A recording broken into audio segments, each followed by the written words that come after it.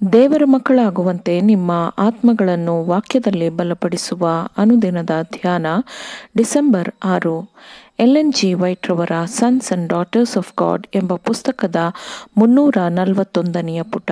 ಶೀರ್ಷಿಕೆ: ನೀತಿವಂತರಾಗಿಯೂ ಭಯಭಕ್ತಿಯುಳ್ಳವರಾಗಿಯೂ ಜೀವಿಸುವುದು. ಈ ದಿನದ ಸತ್ಯವೇದದ ವಾಕ್ಯ: ನಾವು ಭಕ್ತಿಹೀನತೆಯನ್ನು, ಲೋಕದ ಆಶೆಗಳನ್ನು ತೊರೆದು ಈಗಿನ ಲೋಕದಲ್ಲಿ ಸ್ವಸ್ಥಚಿತ್ತರಾಗಿಯೂ ನೀತಿವಂತರಾಗಿಯೂ ಭಯಭಕ್ತಿಯುಳ್ಳವರಾಗಿಯೂ ಬದುಕಬೇಕೆಂದು ಆ ಕೃಪೆಯು ನಮಗೆ ಬೋಧಿಸುತ್ತದೆ. ನಾವು ಭಾಗ್ಯಕರವಾದ ನಿರೀಕ್ಷೆಯನ್ನೂ ಮಹತ್ತಾದ ದೇವರ ಮತ್ತು ನಮ್ಮ ರಕ್ಷಕನಾದ ಯೇಸು ಕ್ರಿಸ್ತನ ಪ್ರಭಾವದ ಪ್ರತ್ಯಕ್ಷತೆಯನ್ನೂ ಎದುರು ನೋಡುವವರಾಗಿದ್ದೇವೆ. ತೀತನಿಗೆ 2ನೆಯ ಅಧ್ಯಾಯ 12 ಮತ್ತು 13ನೆಯ ವಚನಗಳು. ನಾವು ಯೇಸು ಕ್ರಿಸ್ತನೊಂದಿಗೆ ಇದ್ದೇವೆ, ಆತನ ಬಗ್ಗೆ ಕಲಿತಿದ್ದೇವೆ ಎಂದು ಈ ಲೋಕವು ನಮ್ಮಿಂದ ಜ್ಞಾನವನ್ನು ತೆಗೆದುಕೊಳ್ಳಬಹುದು ಎಂದು ನಮ್ಮ ಹೃದಯಗಳು ಪರಿಶುದ್ಧವಾದ ಜೀವನವನ್ನು ಜೀವಿಸುವ ಮಹತ್ವದ ಪ್ರಭಾವಕ್ಕೆ ಆಳವಾಗಿ ಒಳಗಾಗಬೇಕು. ಅದ್ಭುತವಾದ ಪ್ರತಿಭೆ, ತಲಾಂತುಗಳು, ಅತ್ಯುನ್ನತ ಜನನ, ಅದ್ಭುತವಾದ ಅಧಿಕಾರಗಳು ಇವುಗಳ ಮೇಲೆ ಕ್ರೈಸ್ತೀಯ ಮೌಲ್ಯಗಳು ಅವಲಂಬಿತವಾಗಿರುವುದಿಲ್ಲ.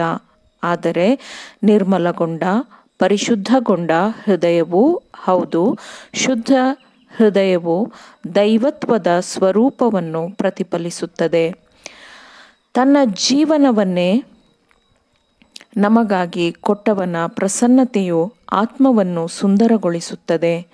ಪ್ರಾರ್ಥನೆಯ ಮನುಷ್ಯರೇ ಶಕ್ತಿಶಾಲಿ ಮನುಷ್ಯರಾಗಿರುತ್ತಾರೆ. ನಿಮ್ಮ ಸಮಯ ಮತ್ತು ಗಮನವನ್ನು ಕ್ಷುಲ್ಲಕ ವಿಷಯಗಳು ಆವರಿಸಿಕೊಳ್ಳಲು ಅವಕಾಶ ನೀಡಬೇಡಿರಿ.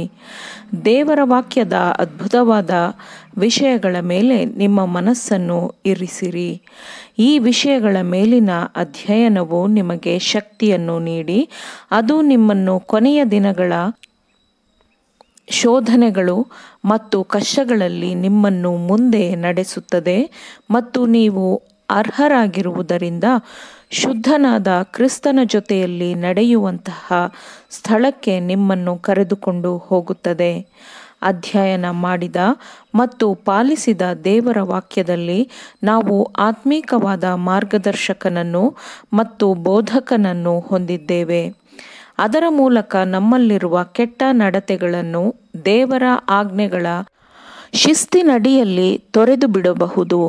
ನಮ್ಮ ಜೀವನವನ್ನು ಆತನ ವಾಕ್ಯದ ಬೋಧನೆಗಳ ಅಡಿಯ ಪ್ರಭಾವದೊಳಗೆ ಕರೆತಂದಾಗ, ಮನಸ್ಸು ಮತ್ತು ಹೃದಯವನ್ನು ಅದರ ನಿಗ್ರಹ ಶಕ್ತಿಯ ಅಡಿಯಲ್ಲಿ ತಂದಾಗ, ಸಭೆಯಲ್ಲಿ ಮತ್ತು ಕುಟುಂಬಗಳಲ್ಲಿ ಈಗ ಇರುವ ದುಷ್ಟತನಗಳಿಗೆ ಯಾವುದೇ ಸ್ಥಳವಿರುವುದಿಲ್ಲ.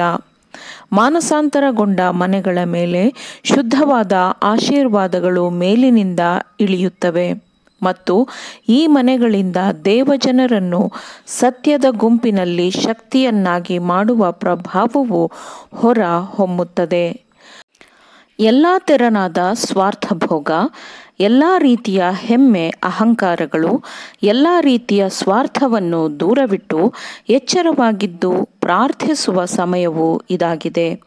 ಅನೇಕ ಕೆಟ್ಟದ್ದಾಗಿರುವವುಗಳಿಂದ ತುಂಬಿರುವ ಈಗಿನ ಅಮೂಲ್ಯವಾದ ಸಮಯವನ್ನು ವ್ಯರ್ಥ ಮಾಡದಂತೆ ಧ್ಯಾನ ಮತ್ತು ಪ್ರಾರ್ಥನೆಯಲ್ಲಿ ಕಳೆಯಬೇಕು. ಕ್ರಿಸ್ತನ ಪಟ್ಟಾಭಿಷೇಕದ ದಿನದಂದು ಕಲೆ ಅಥವಾ ಸುಕ್ಕು ಅಂತಹ ಯಾವುದೇ ವಸ್ತುಗಳನ್ನು ಹೊಂದಿರುವವರನ್ನು ದೇವರು ತನ್ನವರೆಂದು ಒಪ್ಪಿಕೊಳ್ಳುವುದಿಲ್ಲ. ಆದರೆ ತನ್ನ ನಂಬಿಗಸ್ತ ನಿಷ್ಠಾವಂತರಿಗೆ ದೇವರು ವೈಭವದ ಕಿರೀಟಗಳನ್ನು ನೀಡುತ್ತಾನೆ. ಆಮೇನ್. ದೇವರ ವಾಕ್ಯಗಳನ್ನು ಶ್ರದ್ಧೆಯಿಂದ ಆಲಿಸುವವರು, ಪಾಲಿಸುವವರು ಆಗಬೇಕೆಂದು ನಿಮ್ಮನ್ನು ಉತ್ತೇಜಿಸುತ್ತೇನೆ. ಪರಿಶುದ್ಧಾತ್ಮನ ಸಹಾಯದಿಂದ ಆಲಿಸಿದ ನಿಮ್ಮೆಲ್ಲರಿಗೂ ಧನ್ಯವಾದಗಳು. ಮತ್ತೆ ದೈನಂದಿನ ಧ್ಯಾನಕ್ಕಾಗಿ ನಾಳೆ ಸಂಧಿಸೋಣ. ಆಮೇನ್.